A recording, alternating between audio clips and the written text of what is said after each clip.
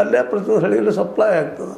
ಅಲ್ಲೇ ನಮ್ಮ ಈ ಸ್ಮಾಲ್ ಸ್ಕೇಲ್ ಪ್ರತಿಯೊಬ್ಬಲ್ಲಿ ನೇಕಾರರು, ಆ ಹಳ್ಳಿಯ ನೇಕಾರರು ಒಂದು 5 ಕುಟುಂಬಗಳು 10-20 ಕುಟುಂಬಗಳು ಇರ್ತಿದ್ವು. ಅವ್ರು ನೇಯ್ತಾಯಿದ್ರು, ಮಾಡ್ತಾಯಿದ್ರು. ಕುಂಬಾರಿಕೆ, ಕಂಬಾರಿಕೆ ಅಲ್ಲೇ ಬೆಳೀತಾಯಿದ್ವು. ಅವರಿಗೆಲ್ಲ ಉದ್ಯೋಗ ಆಗ್ತಾಯಿದ್ವು. ಅವರು ನಗರೀಕರಣ ಕಡೆ ಬರ್ತಾ ಇರಲಿಲ್ಲ ಅಂಥೇಳಿ ಅಂದ ಭವಿಷ್ಯ ನೋಡಿದ್ರು ಅವರು. ಟಾಲ್ಸ್ಟಾಯ್ ಅವರಾದರೂ ಸಹ ಇದನ್ನು ಭವಿಷ್ಯ ನೋಡಿದ್ರು ಅವರು ವಿಶೇಷವಾಗಿ. ಆದರೆ ನಮ್ಮ ಮುಂದೆ ಬಂದಂಥ ಈ ನಗರೀಕರಣ ಅಥವಾ ಇವತ್ತು ನಾವು ಹೇಳ್ತೀವಲ್ಲ ಇವೆಲ್ಲ ಓಪನ್ ಮಾರ್ಕೆಟು ಅದು ಇವತ್ತು ನಾವೇನು ನಮಗೆ ಗೊತ್ತಿಲ್ಲ ನಾವು ಎಲ್ಲಿ ಬಂದು ನಿಂತಿದ್ದೀವಿ ಅಂತೇಳಿ.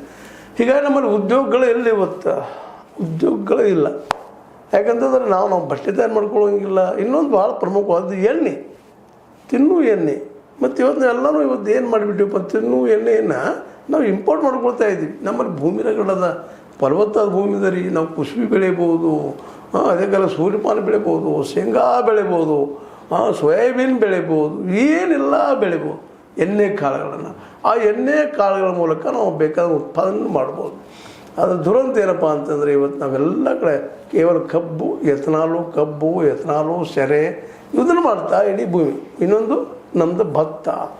ಇವ್ರು ಬಿಟ್ಟು ಮತ್ತೊಂದು ಬೆಳೆ ನಾವು ಕೇಳಿಗ್ತಾ ಇರಲ್ಲ. ಅಲ್ಲೂ ಎಲ್ಲೂ ಒಂದಿಷ್ಟು ನಮಗೆ ಕಾಯಪಲ್ಯಕ್ಕೆ ಬೇಕು ಅನ್ನೋ ಬೆಳೆಗಳನ್ನ ಬೆಳೀತಿರ್ಬೋದು ವಿನಃ ಅದು ಒಂದು ದೊಡ್ಡ ಉದ್ದಿಮೆಯಾಗಿ ನಮ್ಮಲ್ಲಿ ಬೆಳೆಯಲೇ ಇಲ್ಲ.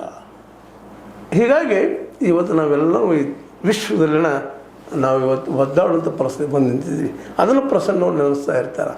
ಯಾಕಂದರೆ ಅವರು ಸ್ವ ಅನುಭವದಿಂದ ಗಾಂಧಿಯವರ ಅಭ್ಯಾಸ ಮಾಡಿದ್ದರಿಂದ ಇವತ್ತು ಅವ್ರು ಹೇಳುವಂಥ ಪ್ರಚಾರ ಮಾಡೋಂಥ ವಿಷಯ ನಮಗೆ ಇದೇನಪ್ಪ ಅಂತ ನಮ್ಗೆ ಅನಿಸ್ಬೋದು. ಬಟ್ ಈ ದೇಶದ ಮ್ಯಾಕ್ಸಿಮಮ್ ಜನಕ್ಕೆ ಉದ್ಯೋಗ ಕೊಡುವಂಥ ಕ್ಷೇತ್ರ ನಾವು ಕಳ್ಕೊಂಡ್ಬಿಟ್ಟಿವಿ.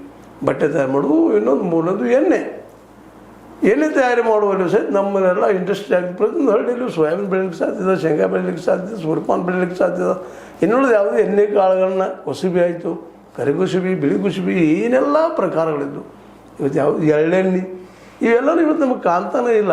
ಸುಮ್ಮನೆ ಎಂದೋ ಒಂದು ಹಬ್ಬದ ಸಂದರ್ಭದಲ್ಲಿ ಎಳ್ಳು ತುಂಬೋದು, ಒಂದು ಎಳ್ಳು ಉಂಡೆ ಮಾಡೋದು, ತಿನ್ನೋದು, ಉಳಿದೆಲ್ಲ ಇಂಪೋರ್ಟ್ ಮಾಡ್ಕೊಳ್ಳೋದು ಎಣ್ಣೆ. ಆ ಎಣ್ಣೆನ ಬಳಸ್ತಾ ಹೋಗುವಂಥದ್ದು. ಅದರಲ್ಲಿ ಎಷ್ಟು ಮಟ್ಟಿಗೆ ಪ್ಯೂರ್ ಇರ್ತದೆ, ಎಷ್ಟು ಮಟ್ಟಿಗೆ ಇಂಪ್ಯೂರ್ ಇರ್ತದೆ ಶಿವನೇ ಬಲ್ಲ.